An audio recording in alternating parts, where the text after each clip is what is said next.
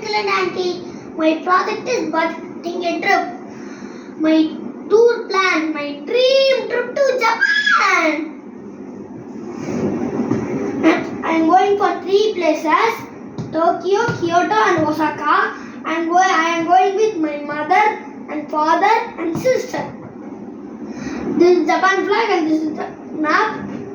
And this is the I am going for 10 days, April 24th to May 3rd. Japan, it is spring season. Look this spring season. How it is nice.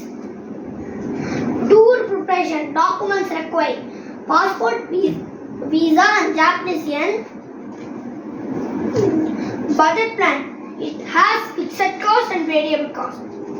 Fixed cost, tour cost, visa for 50 per person into 4,800.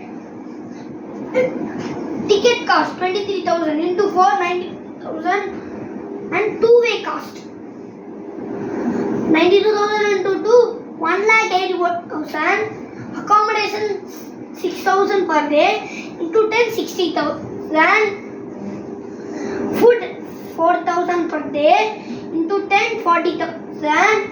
Local conveyance 2,000 into 10 20,000.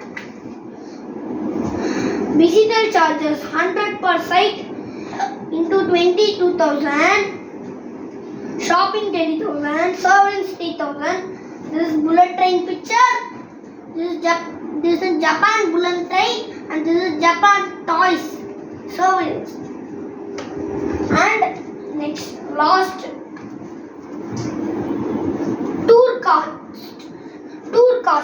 Visa 1,800. Ticket 1,84,000. Stay 60,000.